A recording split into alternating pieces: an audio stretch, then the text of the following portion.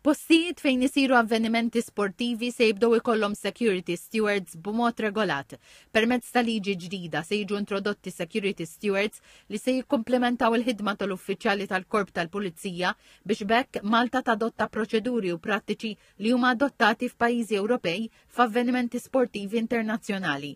Bil-liġi ġdida li qed iressaq il-Gvern u li kienet preżentata mozzjoni dwarha fil-Parlament, persuni mħarġa u liċenzjati se jkunu jistgħu jagħtu s-servizz tagħhom.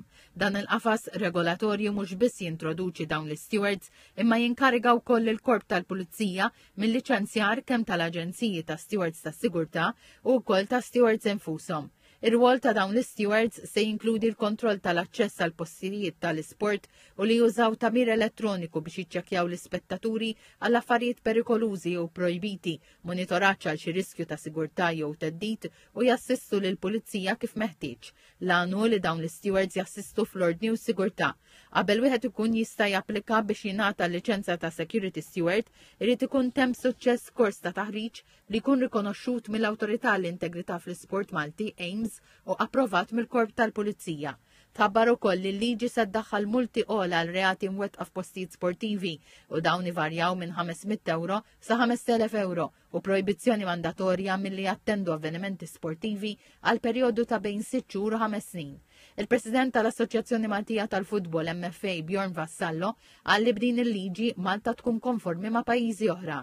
Aħna minnaħa tagħna bħala Assoċjazzjoni Maltija tal-Futbol konna urejna x-xewqa illi jsiru emendi f'dan is-sens biex ovvjament il-Pulizija waqt l-avvenimenti sportivi jkunu jistgħu jieħdu ħsieb sitwazzjonijiet speċifiċi aktar milli l-stewarding illi hemm bżonn waqt partita futbol jew waqt avveniment sportiv ieħor. U naħseb illi permessa din il-liġi issa il-stewards illi se jkunu qegħdin jieħdu ħsieb ġewwa l-istadium ħajkunu qegħdin iwettqu iktar xogħol speċifiku, iktar xogħol li ovvjament jagħti valur il dak li huwa l-esperjenza waqt avveniment sportiv.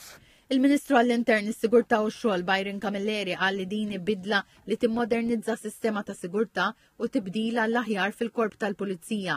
Qal illi deċiżjoni bħal din se twassal sabiex il-Pulizija tiffoka aktar fuq ix-xogħol prinċipali tagħha fl-istess waqt li fl-attivitajiet sportivi ikun hemm aktar ambjent ċivili u ta' familja.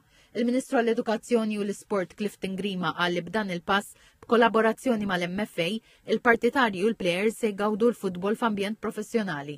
Il-Kummissarju tal-Pulizija Angelo Gafà wera sodisfazzjon li l-konsultazzjoni estensiva li saret dwar din il-liġi se tkun qiegħda tintroduċi l-stewards blan li l-Korp tal-Pulizija jibqa' dejjem iservi n-nies bl-aħjar mod.